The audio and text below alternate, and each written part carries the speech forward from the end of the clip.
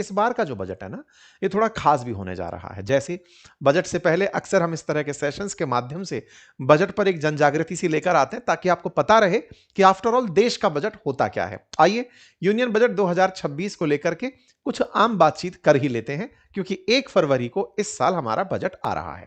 News cuttings के साथ, क्योंकि निर्मला सीतारमण जी अब नवीं बार बजट लेकर आ रही हैं एज एन फाइनेंस मिनिस्टर। उम्मीदें की जाती हैं कि वो इंपोर्ट ड्यूटी को लेकर, टैक्स को लेकर कुछ ना कुछ घोषणा करेंगी। ऐसा होगा तो बाजार को बहुत सी उनसे उम्मीदें होंगी। बात करें उम्मीदों की, तो चर्चाएं हैं, पता चलेगा 1 तारीख को, लेकिन चर्चाएं हैं कि हस्बैंड वाइफ का हो सकता है टैक्स स्लैब 1 कर दिया जाए, न्यू टैक्स रिजीम को और बल दिया जाए, पुरानी वाली को सनसेट क्लॉज के तहत बंद कर दिया जाए। न्यू टैक्स रिजीम के साथ साथ हस्बैंड वाइफ की कमाई को 1 करके टैक्स को कम करने पर प्रोविजंस की जा सके, क्योंकि अमेरिका जैसे देश के अंदर पहले से ही उपबंध है कि परिवार संयुक्त रूप से कमाता है तो उन्हें और बेनिफिट दिया जाए। टैक्स के नाम पर टैक्स टेररिज्म ना हो, टैक्स की पेनल्टीज जिसमें सरकार 200% तक वसूल लेती है उन्हें कम किया जाए, आयदाता को क्रिमिनल ना समझा जाए, क्योंकि आज टैक्स डिपार्टमेंट के लोग टैक्स पेयर्स के साथ अत्याचार करते हैं और जो टैक्स पे नहीं करते उनका बाल भी नहीं बिगाड़ पाते हैं।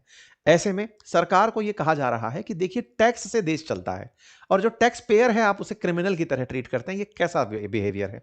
तो इसे बदलने के लिए सरकार लगातार उपबंध कर भी रही है और आगे भी करे, इसके लिए विभागों के द्वारा डिमांड की जा रही है।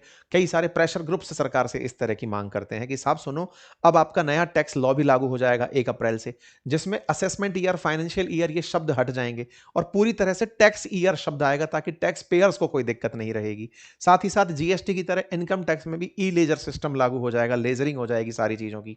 साथ ही साथ एलपीजी जो लिमिटेड लायबिलिटी पार्टनरशिप है, उसके अंदर मर्जर डीमर्जर पर टैक्स में राहत संभव है। इस तरह की उम्मीदें की जा रही हैं।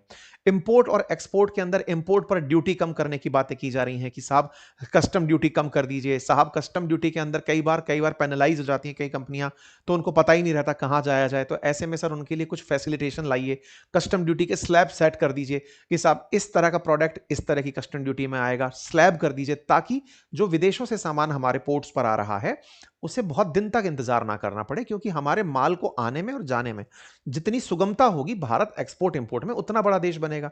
तो इनको सबको एड्रेस किया जाए, ये सब चीजें कही जा रही हैं। जैसे डेलोइट जैसी जो सरकार को सलाह देने वाली एजेंसीज हैं, उनका कहना है कि सर कुछ तो करके इंपोर्ट ड्यूटी को तार्किक रूप से लेकर आइए, मतलब कि उसको थोड़ा रैशनलाइज करिए कि हम इस पर इतना टैक्स क्यों लेते हैं, इस तरह की चीजों को उसमें आंसर करिए। कस्टम ड्यूटी को लेकर के भी चेंजेस की डिमांड की जा रही है। अब ये सब आपको 1 तारीख के दिन पता चलेगा कि इनमें से कौन सी डिमांड मानी गई, कौन सी डिमांड नहीं मानी गई। सिल्वर ट्रेड के अंदर, क्योंकि सिल्वर का भाव बढ़े चला जा रहा है, तो क्या उसकी इंपोर्ट ड्यूटी को सरकार कम कर सकती है क्या, ताकि भाव में कटौती की जा सके, ताकि अंतरराष्ट्रीय बाजार से भारतीय बाजार को मैच कराया जा सके। ये तमाम चीजें हैं जिनको लेकर के बजट से उम्मीदें हैं। अगर ये कुछ भी होती हैं तो बजट के अंदर आप बाजार में उसका असर होते हुए देख पाएंगे। 1 फरवरी को आम बजट पेश होगा, उसके बाद में अभिभाषण पर धन्यवाद दिया जाएगा, फिर उस पर चर्चाएं होंगी, विभिन्न मुद्दों पर बहस होंगी और उसके बाद में छुट्टी हो जाएगी। ये 14 फरवरी से 8 मार्च के बीच में जो अवकाश रहता है, 12 दिन की कुल बैठकों के बाद जो आ रही छुट्टी है, ये लगती छुट्टी है, लेकिन इस बीच में हमारा बजट कई डिपार्टमेंट्स में चर्चाओं के लिए जाता है। सब कई मतलब संसद के अंदर सांसदों की विभिन्न कमेटियां उन पर चर्चा करती हैं। चर्चा होती है कि क्या वाकई में इतना खर्च करने की जरूरत थी क्या इस प्रोग्राम के लिए, क्या पिछली बार जो पैसा इन्होंने खर्च किया था वो वाकई में यूज कर लिया क्या, क्या पैसे के अंदर सही से व्यवस्थाएं तो चल रही हैं। वो सारी बैठकें इस बीच में होती हैं। चर्चाएं कि भाई सरकार कह रही है कि हमें सड़क बनाने के लिए इतने पैसे की जरूरत है, क्या वाकई में जरूरत है।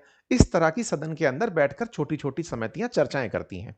फिर उसके बाद जनता के लिए, यानी कि हम सब दिखते हैं कि हाँ सदन में फिर से लोग बैठे, वो होंगे 9 से 25 तारीख के बीच में, मार्च में।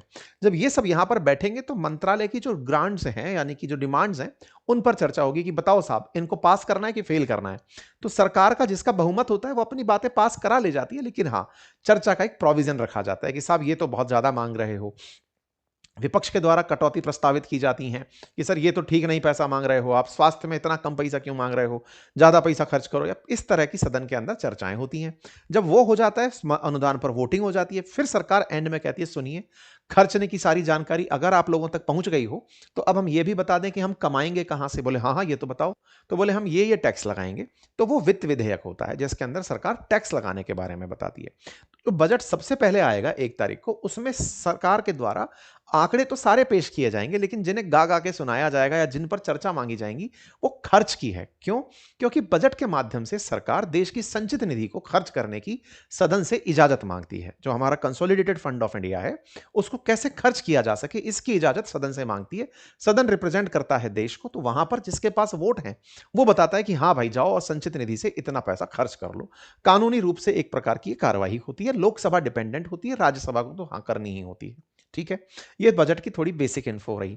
बजट पर हालांकि जब आप इंडियन राज्य व्यवस्था पढ़ते हैं, भारतीय राज्य व्यवस्था, भारतीय अर्थव्यवस्था, उसमें बजट पर काफी डिटेल लेक्चर्स होते हैं, लेकिन हाँ आम जानकारी के लिए, ताकि आपके कुछ कंसेप्ट्स और कुछ जानकारियां रिवाइज हो जाएं, इस चक्कर में हम थोड़ी और चर्चा कर लेते हैं।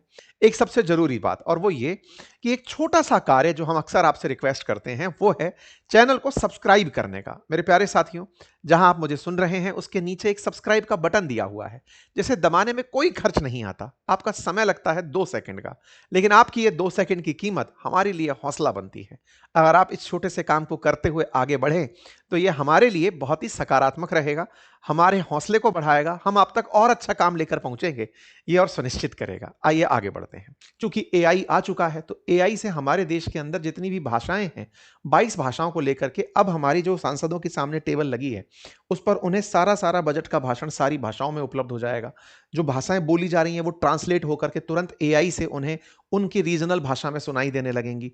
बजट का जो भी सेशन डिस्कशन चल रहा है वो प्रसारित जब होगा ये आर्टिफिशियल इंटेलिजेंस के माध्यम से, क्षेत्रीय भाषाओं के आधार पर जो 22 हमारी भाषाएं हैं उन भाषाओं के अंदर हमारा संचार हो जाएगा, तो सब सुन पाएगा। सरकार इन चीजों में इस बजट से नवाचार कर रही है प्रस्तुतिकरण के लिए। सरकार कई तरह के बजट ला सकती है। बजट कह सकती है कि भाई संतुलित बजट है, ना आमदनी ना खर्चा, बराबर सा सब चल रहा है, आमदनी खर्चा संतुलित है। असंतुलित में खर्चा ज्यादा आमदनी कम दिखा दे, सरप्लस में आमदनी अधिक खर्च कहीं ज्यादा दिखा दे, ज्यादा ही घाटा दिखा दे तो डेफिसिट बजट। तो बजट इस प्रकार से सरकार के द्वारा लाने का प्रयास किया जाता है।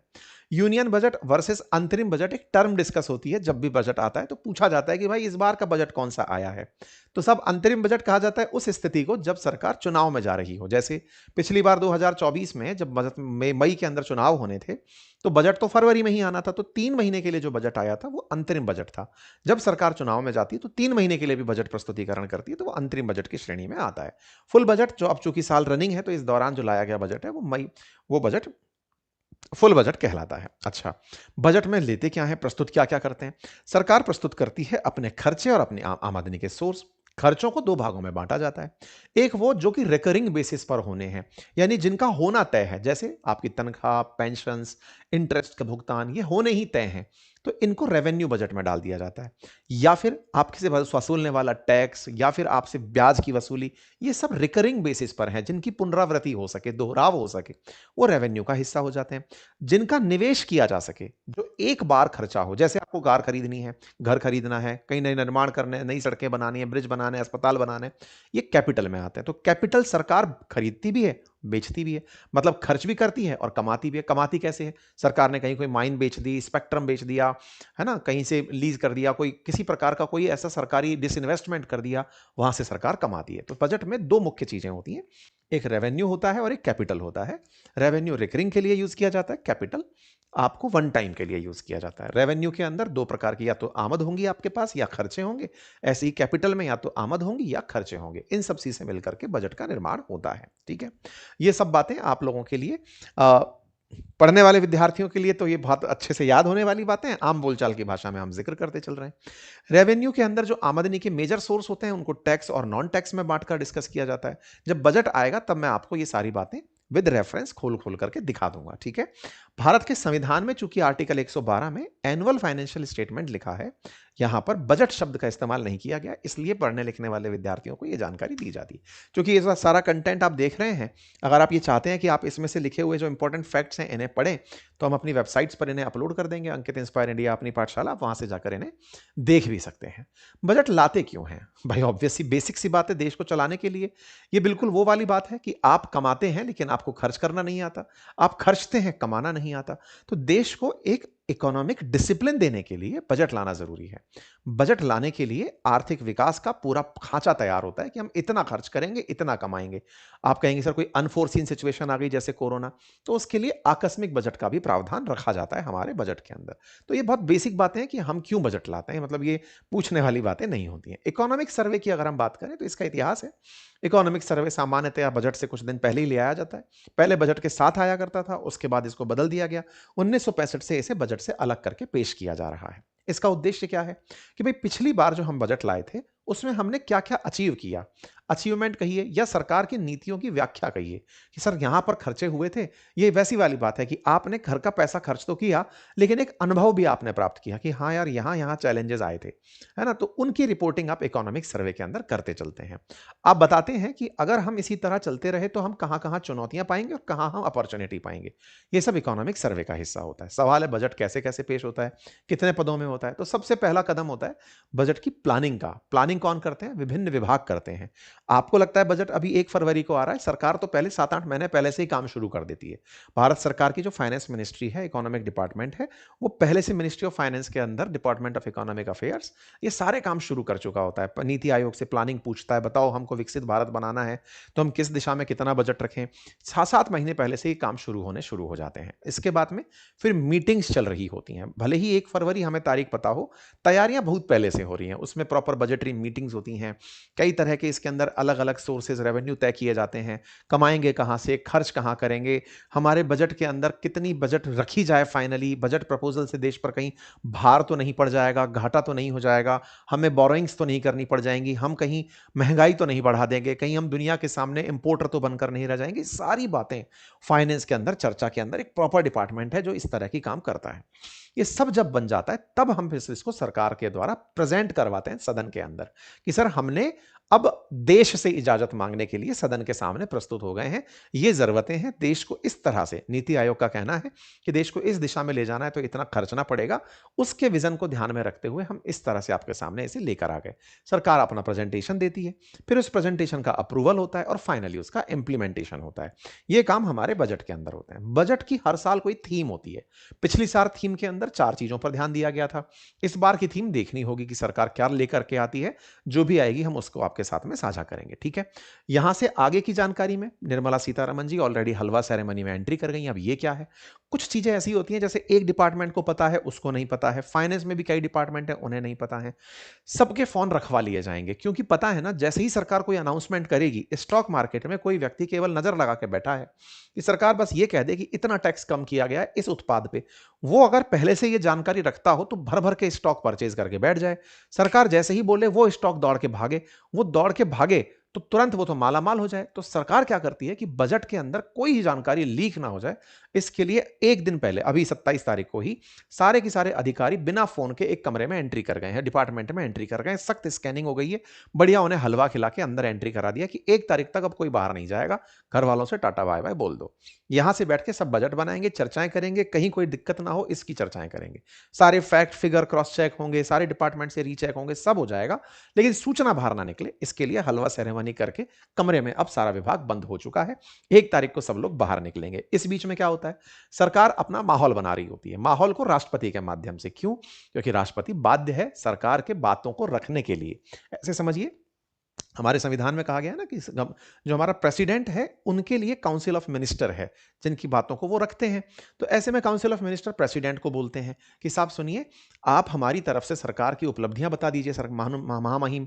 तो सरकार बजट भाषण में राष्ट्रपति को लेकर आती है, सदन को संबोधित किया जाता है कि देखो सरकार ने ये उपलब्धियां पाई हैं, हमारा टारगेट ये है। तो राष्ट्रपति का अभिभाषण होता है, फिर उनका धन्यवाद प्रस्ताव होता है, ठीक है। तो बजट अब जो आएगा उसके अंदर ये सारी विधान चल रहे हैं, आप शायद उन्हें सुन पाए। इस बीच में हमारे जो लोकसभा के स्पीकर हैं उनकी तरफ से ये बात बताई गई कि सुनिए, हम लोग कितनी सारी चीजें करने जा रहे हैं नवाचार के मामले में, प्रस्तुतिकरण के मामले में, जो मैं आपको शुरू में बता चुका हूं। तो कुल मिलाकर के बजट से बहुत सी उम्मीदें हैं। बजट की मेकिंग आपसे मैंने डिस्कस की। अब आने वाला बजट आपको बताएगा कि देश का ग्रोथ इंजन किस दिशा में कितना तेजी से चल पाएगा। बाकी फिलहाल के लिए इतना ही। जानकारी पसंद आई हो तो साथियों से साझा करें। आप अपने साथियों को अपने चैनल के साथ जोड़ सकें, इसके लिए आप उनसे और अपने आप से खुद से चैनल को सब्सक्राइब करवा लीजिए। बहुत बहुत धन्यवाद।